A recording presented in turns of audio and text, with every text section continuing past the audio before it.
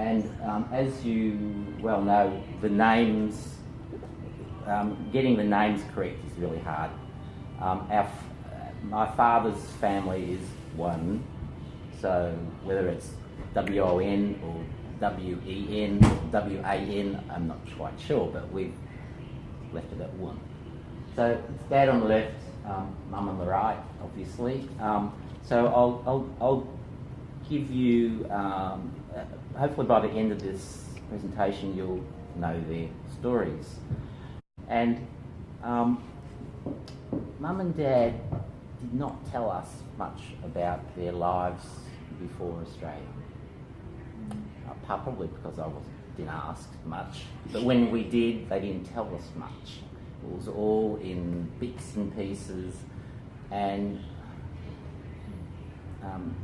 Dad, bless his soul, would change the stories every now and then too. You know, he told you what he wanted to tell you. So growing up, I didn't know much about Mum and Dad's past, except, you know, they came from China, you know, via Hong Kong, and you know, life was tough back in the old days. So left it at that.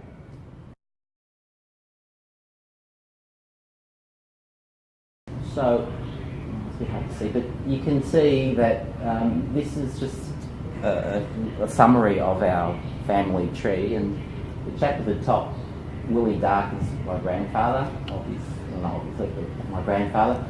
William R. Young, my dad, in the middle.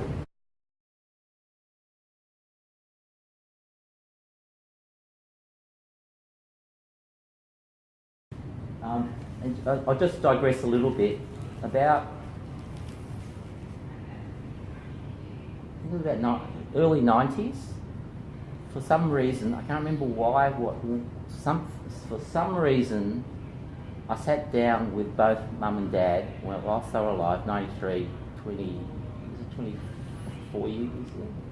Anyway, yeah, 20 plus years ago. I sat down with both Mum and Dad with a cassette recorder, and I recorded both of them talking about the old days.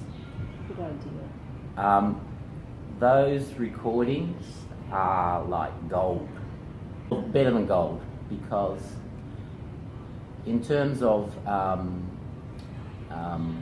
reference material for our current research, I refer to those recordings a lot.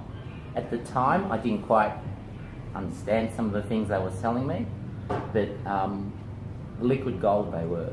And also to be able to hear Mum and Dad speak about the old days. It's anyone I speak about family history, I said, whilst anyone is alive, record them, because you will refer to them in the future.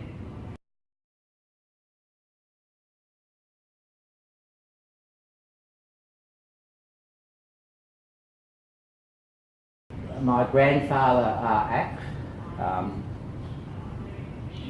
came out in 1899, according to this record, and Alan discovered this. You know what year you found it? It was when I was working at Swinburne. I remember that. Yeah, 10 years ago? 5 or 10 years ago. In the National Archives online catalogue. I've been there a few years before and tried this, and nothing came up. For the hell of it, I tried it again. And I think at that time they just happened to start digitising random records, and this popped up, and I saw the address. The address was the same, Market Gardens, and I showed Mum. She said, looks like my dad. Wow. Yeah. And just to preempt this, if you've done searching, and there's so many possibilities, you check up and have a look. Does that look like someone I know? The dates are correct, the name is sort of correct, and there's about 10 of them. Right? And you think, maybe, and you try to narrow it down and you try to confirm. This was confirmation. That's the Gaffney Street is where we lived, and it was, I fell off my chair when I saw this. I had never seen my grandfather, and I saw Dad straight away. It was, for someone who doesn't know your own grandfather, like this was a milestone. I always wondered, how the hell did Dad come to Australia when the White Australia policy was in place? He couldn't tell me. He said, oh yeah, when his father went back to China, Dad did a swap. And so, obviously, because Willie Dark came out in 1899, he was here already. He had established a business in Australia, and they were able to do the father-son swap. And so in terms of Donald, once again, Alan discovered... How did you find that in Donald? So, Yeah. a few more years after that, I thought, let's try again on Google. And it came up in Trove, which must have just started to get online as well. And, luckily for us, it's a fairly unique name. It doesn't come up much. And in Donald, I started trying to verify whether it was him or not. Turns out later there's in your dad's recording he mentions a place. Oh yeah. We had no idea Where the place was until we had the Donald. Yeah, so he Dad's recording, one of the last things he says, I said, oh, and you know, where was your father living in, because he worked in the country. I said, whereabouts in the country did he work? And he said, oh, Dungla. His dad speaking in his broken English. Dungla. I said, Dungla, where the hell's Dungla? And then when Alan had said to me, oh, I found a record.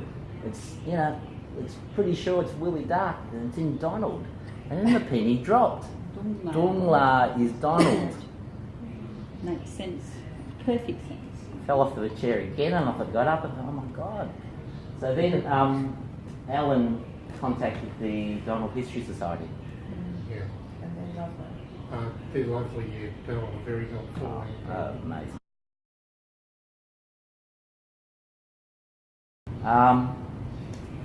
The other thing, well, we went up to Donald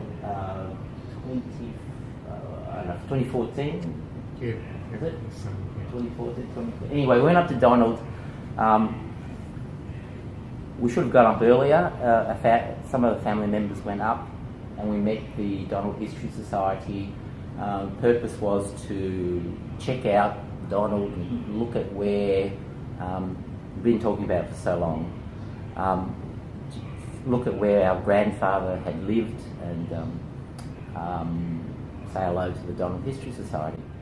And if anyone's knows anything about Donald History Society, one of their big publications is this one, Georgie Arling, Donald's Friend. You familiar with that? I am. Yep. Well, he is a market gardener there who lived after that period, and he stayed there for most of his life. Migrated across and stayed there most of his life, and he was a well-known identity in the township.